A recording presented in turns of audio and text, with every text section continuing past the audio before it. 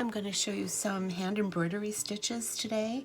I want to just point out a few things. Here's some samples. This one right here is called the feather stitch. This over here is the twisted running stitch. We've got the outline stitch over here. This is just sort of a combination of a few different stitches. Over here is another outline, a wide outline stitch. This is called the herringbone stitch. This right here is the blanket stitch, the lazy daisy, and this is the satin stitch. So I'll continue on and I'll show you by demonstrating these stitches. This stitch is called the running stitch. It looks like a series of dashes. So you always want to make sure that they are consistently the same size. So in this example, I'm going over 4 yarns and I'm going under 1 yarn. And you can really make this any way you want it. You might want to go over 2 under 2, over 3 under 3, over 3 under 4, but you got to make sure it looks the same all the way across. That's called the running stitch.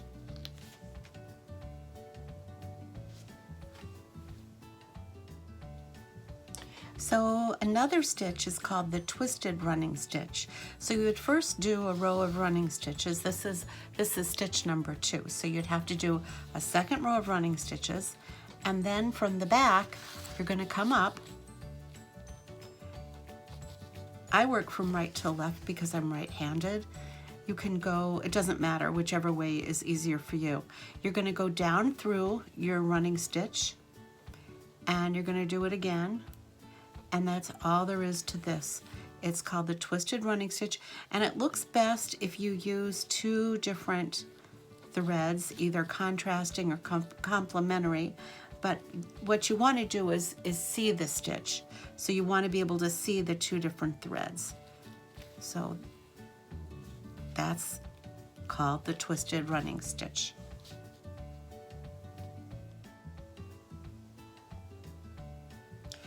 This stitch is called the outline stitch. What you do is you come up from the back and you count over maybe about 2. And then you're going to go down through the next yarn and you're going to come up through the next yarn. But it's going to be done at an angle. Get this angle in here, like this. So it's not straight down, it's moved over to the left by 1. And this is called the outline stitch. You always make sure that you put the thread up above it, like so.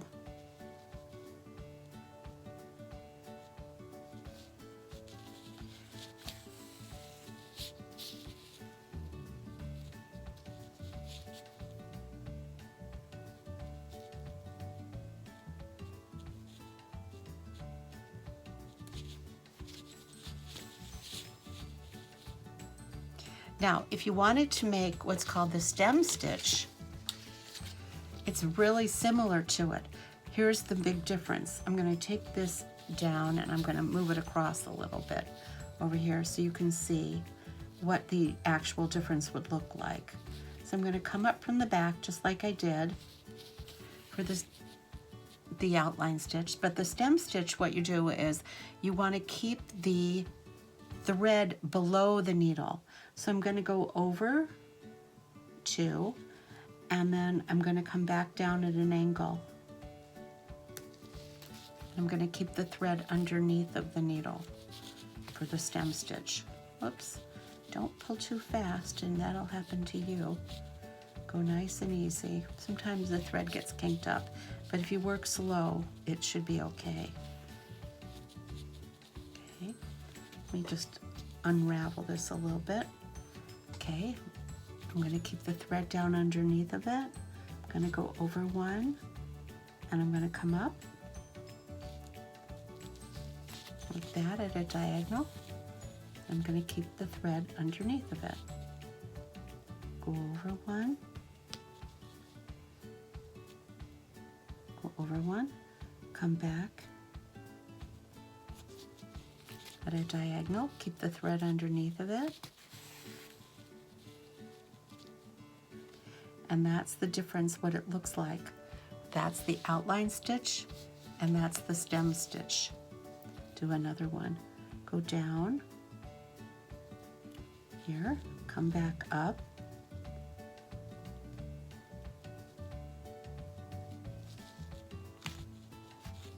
Keep the thread under it.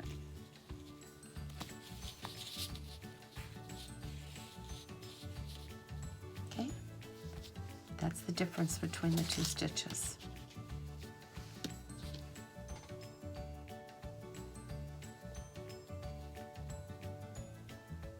The next stitch is called the Satin Stitch.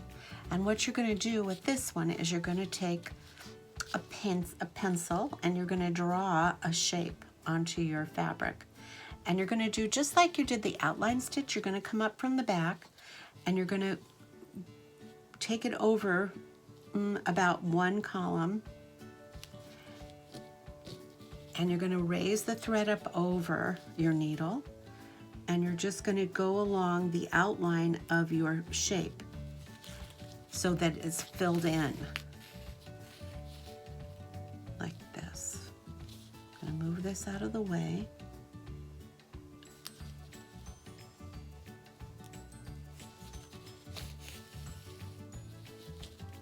Move this out of the way. So I'm making a heart shape. And if you do it the same way as your outline stitch, you'll have it all filled in.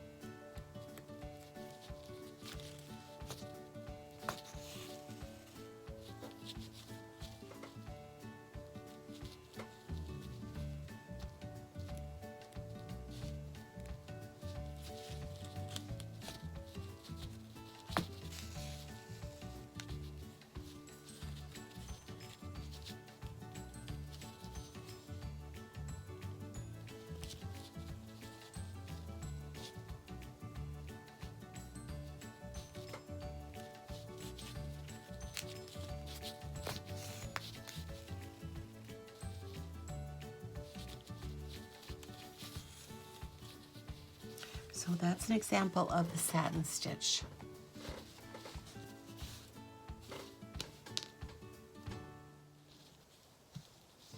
The next stitch I've got is called the Herringbone Stitch. And what you're going to do is you're going to come up from the back and you're going to go at a diagonal, such as this, and you're going to take one stitch backwards. And what I did, because I find that it's easier, is I mark the fabric first. Can you see the really faint pencil lines that I drew? That's just going to help me keep my eye in the right place. It won't show up enough for me to worry about it. So now I'm going to keep the thread down underneath. I'm going to go over a little bit. You might want to count them just to make sure that you get them evenly. And then I'm going to come up.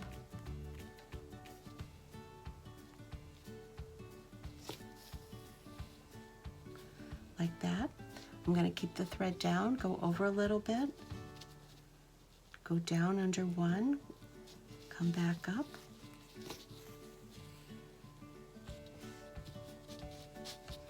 just like that. So I'm going to come down, always keep the thread down out of the way. I'm going to go over a little bit. I'm going to pick up just one thread, one yarn, come up, then I'm going to come up here, I'm going to pick up one yarn,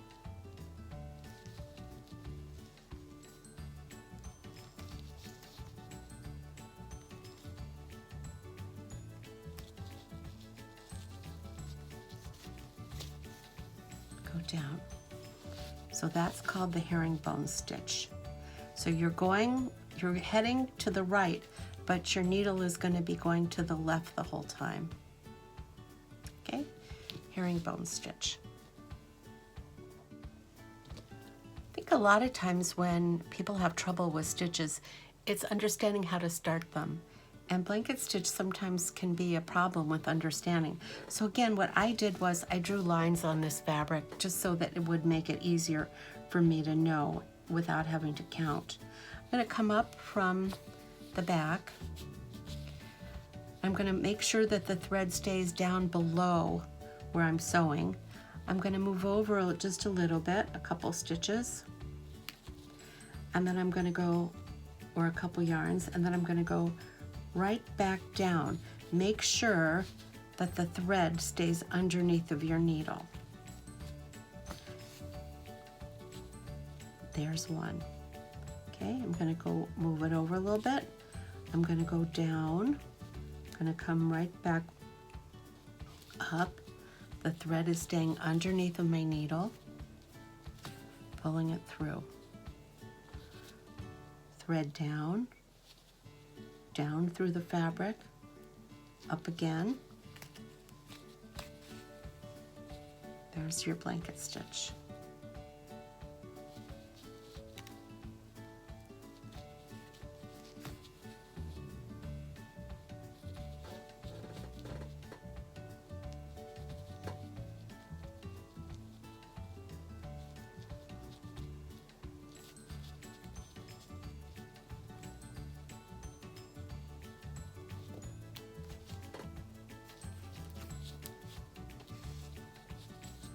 There you go, a blanket stitch. Now this stitch is called the feather stitch. It looks kind of like that herringbone stitch that we did, but it's a little bit different. This is a little bit trickier. So what you're gonna do is, it's sort of like a blanket stitch but like at an angle. And so you're gonna come up from the back. So here's, let's pretend I just came up from the back right there. I'm gonna go down and I'm gonna move it over just a little bit to the slant. I'm going to come up, go down and come up one stitch or one thread, and I'm going to push it over there like that. Okay, then when I do this upper one, the needle's going to go the other way. So I'm going to go down, I'm going to come up one, and I'm going to have the thread, here's the tricky part, I want the thread to go underneath the needle like this. Okay, so I'm going to pull that through. Do it again. I'm going to go down, the thread stays under the needle, I'm going to go like this,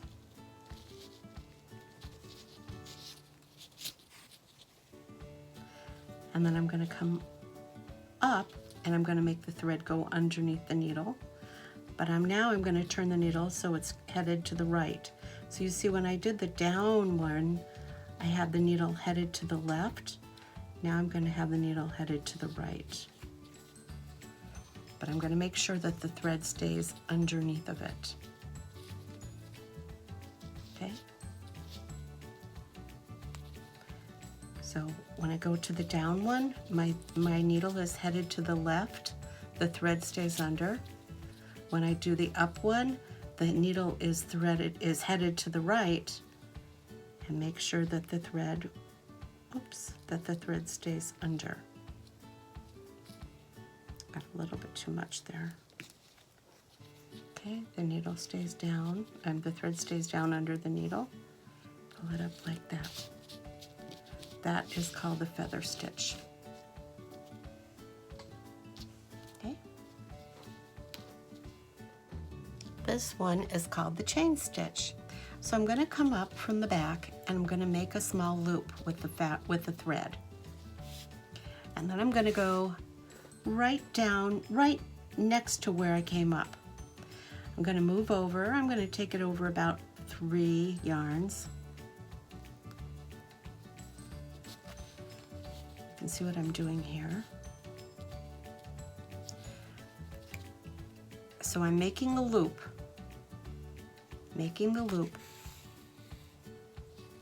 and I'm coming up through the loop. Okay, I'm going to do it again. I'm going to go down right next to where I came up. I'm going to go over about 3 yarns or so, keeping the thread underneath the needle. And it looks like a chain. I'm going to do it again. I'm going to go right back down where I came from. Not exactly, right next to it. Go over about 3. Make sure that the thread stays below your needle. And you can see that the loop is closing or the chain is closing. And that's how you do a chain stitch. I'll do a few more.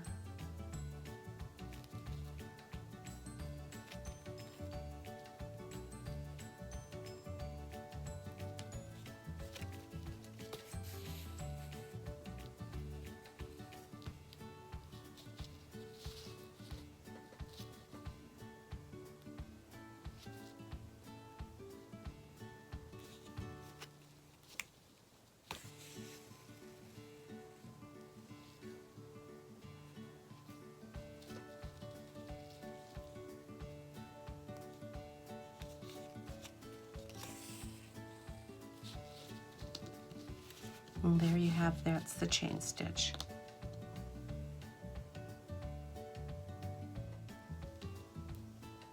The next one is called the Lazy Daisy. So what I'm going to do is I'm going to come up through the middle of what's going to be the flower. I'm going to make sure I leave my knot there on the back. And then I'm going to take and I'm going to make it into a petal. I'm going to go back down, not in the same hole because then I'll unsew what I just sewed, but really close to that same hole. And I'm going to go like this. It's sort of like a chain stitch. Okay, then I'm going to take it down right there so that it will hold that petal in place. I'm going to come back up right through the middle, right where I started, and I'm going to do another petal. And go down through the middle. I'm going to come up right where I want the end of the petal to be.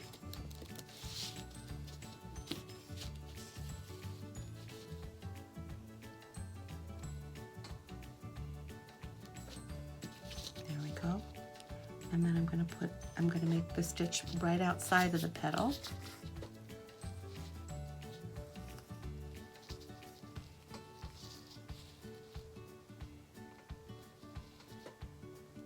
Don't pull too tight like I just did, because the petals won't look right. Okay, I'm going to go again. Go down, up from the middle. I'm going to use my needle to pull some of that thread out. It's a little too tight. And then I'm going to go around here. Make my petal. Go back through the middle.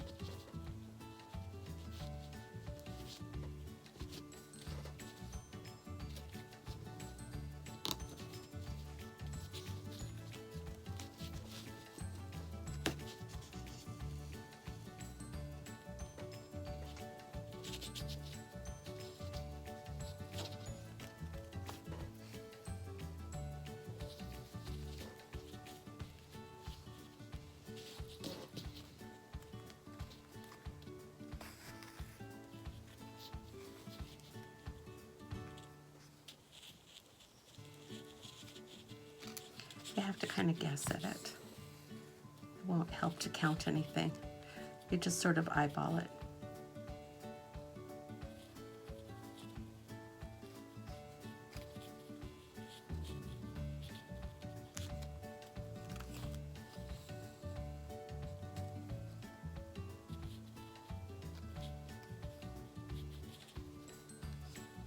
I think I'll put in one more. Put as many petals in as you want to.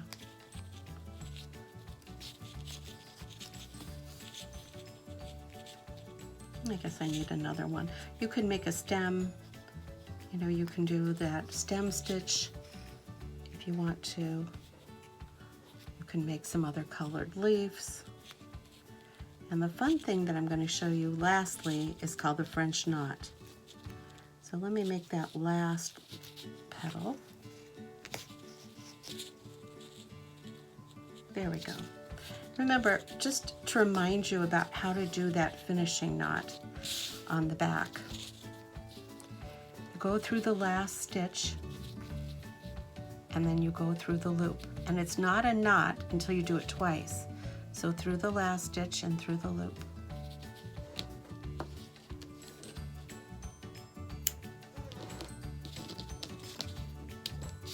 I'm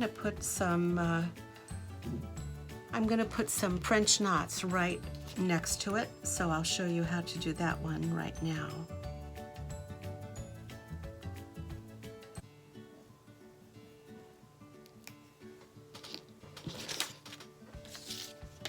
French knot. So you make your knot at the end and you come up. I'm gonna put a French knot right here in the middle of this daisy. So you come up and then you take your needle and you wrap it around really close to the fabric. You wrap it around about 5 times. Then you go down and you put your thumb on it, and now you've got a French knot. I'm going to do one over here so you can see it a little bit better. So I'm going to wrap it. I'm going to hold the needle really close to the fabric. I'm going to wrap it around 1, 2, 3, 4, 5. I'm going to go down right next to it. Don't go in the same hole because then it'll come unsewn. I'm going to put my thumb on it, and there's the French knot. I'll do one more of those. Come up. You go 1, 2, 3, 4, 5, down.